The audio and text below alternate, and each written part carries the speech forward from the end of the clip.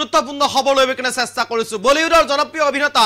সৈফ আলী খানক বৃহস্পতিবাৰৰ দিনটোত এক অনাকাংক্ষিত ঘটনা সংঘটিত হৈছিল অৰ্থাৎ বৃহস্পতিবাৰে নিশা যি ঘটনা সংঘটিত হৈছিল সেয়া একেবাৰে অভাৱনীয় আৰু অনাকাংক্ষিত ঘটনা আছিলে ছটাকৈ শৰীৰৰ ছটাকৈ স্থানত আঘাত কৰিছিলে ঘৰৰ ভিতৰত খুমাই কোনো দুৰ্বৃত্তই চুৰ কৰিবলৈ গৈ সৈফ আলী খানকেই শৰীৰৰ ছটাকৈ স্থানত চুৰিৰে আঘাত কৰিছিল তেজেৰে ৰাঙলি হৈ পৰিছিল ঘৰৰ ভিতৰতেই বলিউডৰ জনপ্ৰিয় অভিনেতা সৈফ আলী খান আৰু পুত্ৰই বাহনত তুলি লৈ গৈছিল মুম্বাই লীলাৱতী হাস্পতালত আৰু ততাতৈয়াকৈ হাস্পতালত ভৰ্তি কৰোৱা হৈছিল চলিছিল চিকিৎসা আৰু ইতিমধ্যে সৈফ আলী খানৰ পিঠিৰ পৰা উলিওৱা হৈছে চুৰিৰ ভঙা এটুকুৰা 2.5 ইঞ্চি অৰ্থাৎ 2.5 ইঞ্চিৰ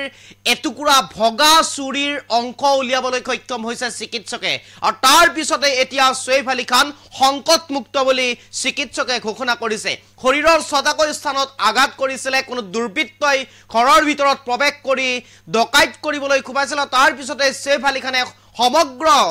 ঘটনাৰ লগত জড়িত হৈ পৰিছিল আৰু বাধা দিবলৈ চেষ্টা কৰিছিল আৰু সেই সময়তে সৈফ আলী খানক উপৰ্যুপৰি আক্ৰমণ কৰিছিল চুকা অস্ত্ৰৰে আৰু সৈফ আলী খানৰ পিঠিৰ পিছপিনে সোমাই গৈছিল এখন চুৰিৰ আধা অংশ আৰু চিকিৎসালয়ত ইতিমধ্যে চিকিৎসকে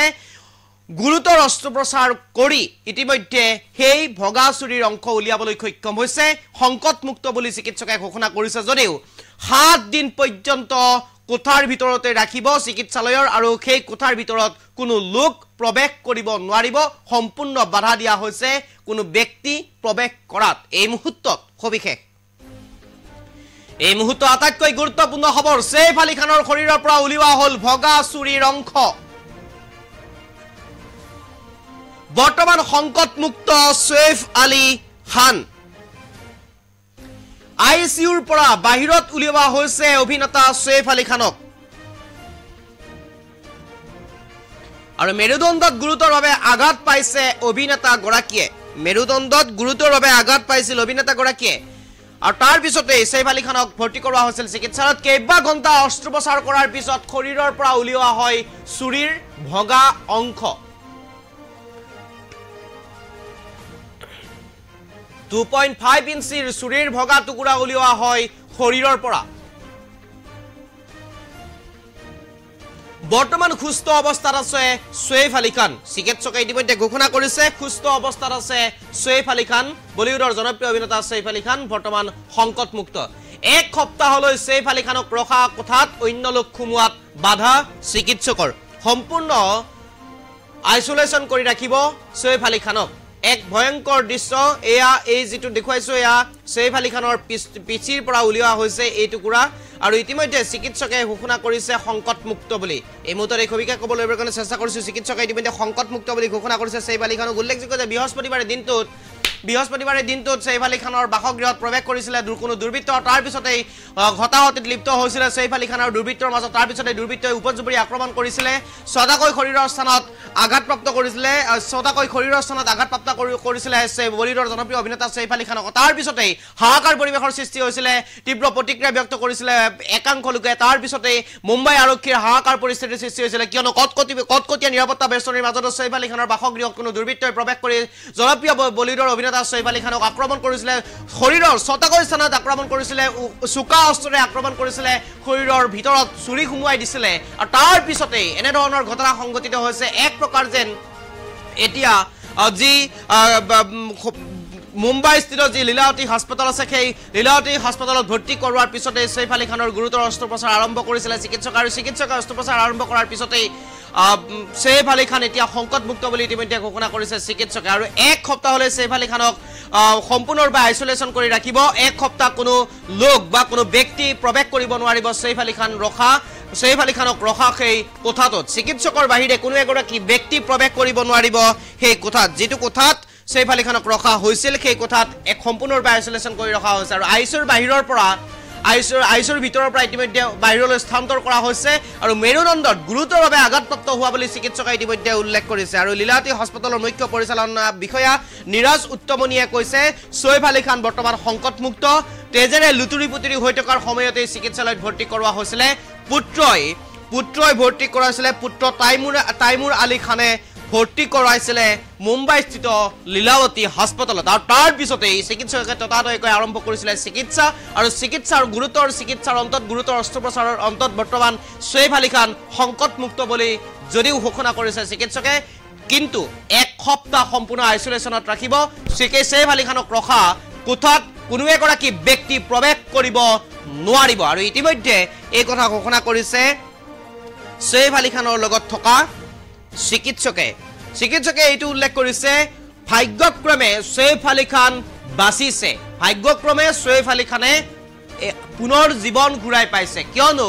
আৰু যদি কিছু অংশ চুকা অস্ত্ৰৰ কিছু অংশ যদি শৰীৰৰ ভিতৰত সোমাই গ'লহেঁতেন হয়তো শ্বইফ আলী খানক বচোৱাৰ পৰা চিকিৎসকে হাত দাঙিব লাগিলহেঁতেন কিছু অংশ যদি শৰীৰ আৰু অধিক সোমাই গ'লহেঁতেন তেনেহ'লে শ্বইফ আলী খান মৃত্যুৰ মুখতো পৰাৰ সম্ভাৱনা আছিল বুলি চিকিৎসকে ব্যক্ত কৰিছে ভাগ্যক্ৰমে শ্বইফ আলী খানৰ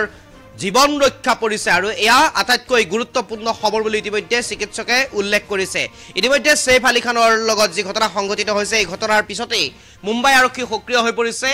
কিয়নো কটকটীয়া নিৰাপত্তা বেষ্টনী ৰখা হয় বলিউডৰ যিসকল অভিনেতা আছে বলিউডৰ জনপ্ৰিয় অভিনেতাসকলৰ এয়া ঘৰেই হওক অথবা লগতেই হওক কটকটীয়া নিৰাপত্তা বেষ্টনীৰ মাজত ফুৰে শ্বইফ আলী খানৰ বাসগৃহতো কটকটীয়া নিৰাপত্তা বেষ্টনী গঢ়ি তোলা হৈছিল কিন্তু সেই কটকটীয়া নিৰাপত্তা বেষ্টনীৰ পিছতো কেনেদৰে বাসগৃহত প্ৰৱেশ কৰি এনেধৰণৰ ঘটনা সংঘটিত কৰিব পাৰিলে তাক লৈ এতিয়া ৰহস্যৰ আৱৰ্তত এতিয়াও আছে ইতিমধ্যে উল্লেখ কৰিছে যিকেইগৰাকী কাম কৰা ব্যক্তি আছিলে শ্বইফ আলী খানৰ বাসগৃহত সেই কাম কৰা ব্যক্তিসকলেই এই সমগ্ৰ ঘটনাৰ মাষ্টাৰমাইণ্ড বুলি ইতিমধ্যে আৰক্ষীয়ে সন্দেহ প্ৰকাশ কৰিছে ইতিমধ্যে কেইবাগৰাকীকো আটক কৰিছে সোধা পোছাৰ বাবে আজি দিনৰ ভাগতে এগৰাকী ব্যক্তিক আটক কৰিছে এগৰাকী যুৱকক আটক কৰিছে শ্বইফ আলী খানৰ ঘটনাৰ লগত জড়িত থকাৰ অভিযোগত এগৰাকী ব্যক্তিক ইতিমধ্যে মুম্বাই আৰক্ষীয়ে আটক কৰিছে সমগ্ৰ ঘটনাৰ এতিয়াও ৰহস্যৰ আৱৰ্তত আছে সমগ্ৰ ঘটনা সন্দৰ্ভত এতিয়াও তদন্ত অব্যাহত আছে মুম্বাই আৰক্ষীয়ে তদন্তৰ অন্তত ওলাই পৰিব ঘটনাৰ প্ৰকৃত ৰহস্য কি আছিল শ্বইফ আলী খানক শ্বইফ আলী খানক হত্যা কৰাৰ উদ্দেশ্যে সোমাইছিল নে শ্বইফ আলী খানৰ বাসগৃহত ডকাইত কৰাৰ উদ্দেশ্যে সোমাইছিল নে শ্বইফ আলী খানক ধন দাবী কৰাৰ উদ্দেশ্যে সোমাইছিল আৰু সমগ্ৰ ঘটনাত শ্বইফ আলী খানে সন্মুখৰ পৰা প্ৰত্যক্ষ কৰাৰ পিছতে শ্বইফ আলী খানক আক্ৰমণ কৰি সেই স্থানৰ পৰা পলায়ন কৰিবলৈ চেষ্টা চলাইছিল এই সমগ্ৰ ঘটনা এতিয়া তদন্ত চলি আছে তদন্তৰ অন্তত ওলাই পৰিব প্ৰকৃত ঘটনাৰ ৰহস্য কি কাৰণত শ্বইফ আলী খানৰ বাসগৃহত প্ৰৱেশ কৰিলে আক্ৰমণ কৰিলে ছটাকৈ স্থানত আক্ৰমণ কৰিলে হত্যা কৰাৰ মানসিকতা গঢ় লৈ উঠিল দুৰ্বৃত্তৰ সেয়া সমগ্ৰ ইতিমধ্যে তদন্ত চলি আছে তদন্তৰ অন্তত ওলাই পৰিব ঘটনাৰ প্ৰকৃত ৰহস্য কিন্তু এই মুহূৰ্তত এইটোৱে ভাল খবৰ যে বৰ্তমান শ্বইফ আলী খান সম্পূৰ্ণ সংকটমুক্ত এতিয়া সম্পূৰ্ণ চিকিৎসকৰ ফালৰ পৰা যি মন্তব্য আহিছে সেই মন্তব্যত এইটোৱে গম পোৱা গৈছে যে সম্পূৰ্ণৰূপে শ্বইফ আলী খান সংকটমুক্ত কিন্তু 7 দিন পৰ্যন্ত আইচোলেশ্যন কৰি ৰাখিব শ্বইফ আলী খানক আৰু 7 দিনলৈ কোনো এগৰাকী ব্যক্তি সেই কোঠাত প্ৰৱেশ কৰিব নোৱাৰিব কিয়নো মেৰুদণ্ডৰ যি গুৰুতৰ অস্ত্ৰোপচাৰ হৈছে সেই মেৰুদণ্ডৰ অস্ত্ৰোপচাৰৰ বাবে শ্বইফ আলী খানক আইচোলেশ্যন কৰি ৰাখিব সংক্ৰমণ হ'ব পাৰে গতিকে সেই সংক্ৰমণ হোৱাৰ পৰা ৰোধ কৰিবলৈ সম্পূৰ্ণৰূপে আইচোলেশ্যন কৰি ৰখাৰ সিদ্ধান্ত লৈছে ইতিমধ্যে লীলাৱতী হাস্পতালৰ চিকিৎসক কৰ্তৃপক্ষই আৰু এই মুহূৰ্তত এই সবিশেষ খবৰ লৈ চেষ্টা কৰিছো আপোনালোকৰ বাবে এটা ভাল খবৰ শ্বইফ আলী খান বৰ্তমান সংকটমুক্ত